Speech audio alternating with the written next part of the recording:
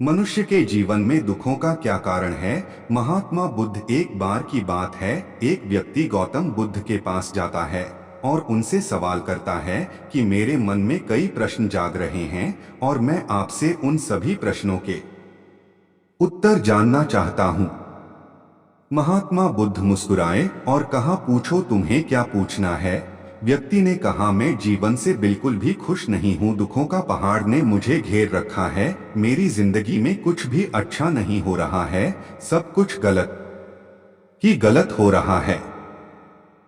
ऐसे में आप मुझे इस प्रश्न का उत्तर देकर मुझे इस परेशानी से बाहर निकाल दीजिए। बुद्ध ने उस व्यक्ति की सारी बातें सुनी और उससे ही प्रश्न पूछा कि बताओ, तुम्हारे इस दुख का कारण है क्या। ऐसी कौन सी बात है जिसने तुम्हें इतना व्याकुल बना दिया है।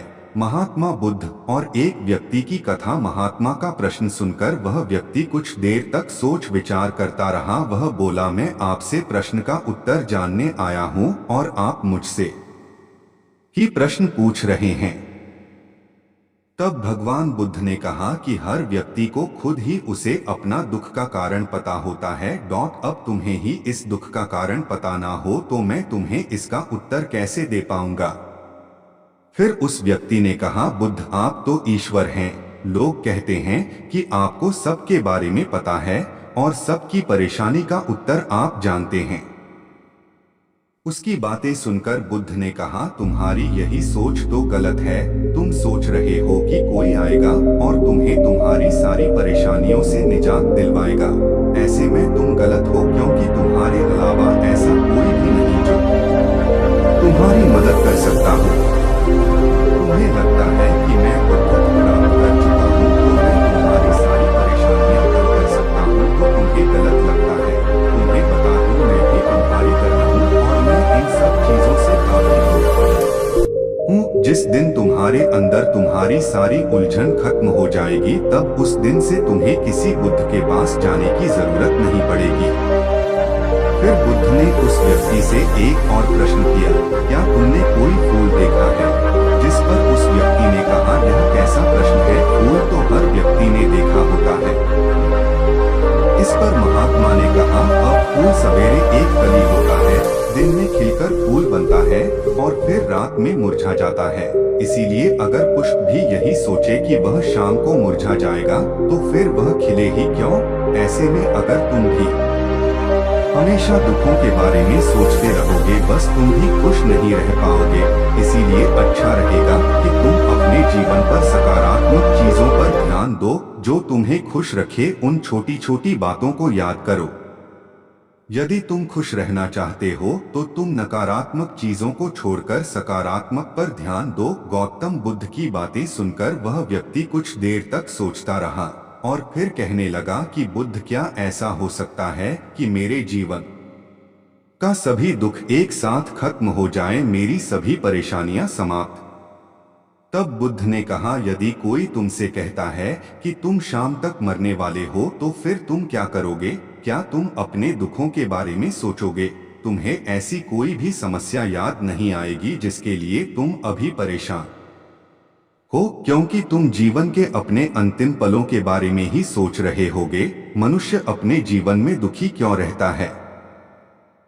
अचानक तुम्हें यह लगेगा कि मृत्यु के आगे तो सब व्यर्थ हैं, क्योंकि जीवन में इससे बड़ा कोई सत्य है ही नहीं। उस आदमी ने महात्मा को बीच में ही टोकते हुए कहा, तो आप क्या चाहते हैं, मैं दिन भर यही सोचता रहूं कि मैं मरने वाला हूं, और ऐसा करने से क्या मेरी समस्याओं का अंत हो जाएगा। तब बुद्ध ने कहा, नहीं, तुम ऐसा बिल्कुल नहीं सोचो। तुम्हें सिर्फ यह सोचना है कि तुम जब तक इस दुनिया में रहोगे तब तक खुश होकर रहोगे, क्योंकि अगर तुम्हारा मन नियंत्रित नहीं होगा तो तुम्हारी इच्छाएं बढ़ेगी। बस इस इच्छाओं पर काबू पा लो, तुम सफल जरूर होगे। महात्मा की यह बात सुनकर व्यक्ति फिर बोला कि मुझे यह बताइए कि मन तो चंचल होता है, आखिर इस पर कैसे काबू पाऊं। इस पर भगवान बुद्ध बोले, पहले तो तुम्हें खुशी और दुखी का अंदर जानना होगा। खुशी के समय ज्यादा खुश ना हो और वही दुखी के समय ज्यादा दुख ना हो। अभ्यास के द्वारा अगर यह पता करने की कोशिश करोगे तो यही जानोगे कि तुम्हारी इच्छाएं ही वह होती हैं तो तुम्हारे दुखों का कारण बनती है।